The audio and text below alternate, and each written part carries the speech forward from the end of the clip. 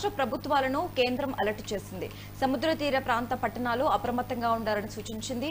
ఉగ్రవాదులు డ్రోన్లు ఐఈడీలతో దాడులు చేసే అవకాశం ఉందని హెచ్చరించింది. తీర ప్రాంతాల్లో నిఘా పెంచాలని కేంద్రం ఆదేశించింది.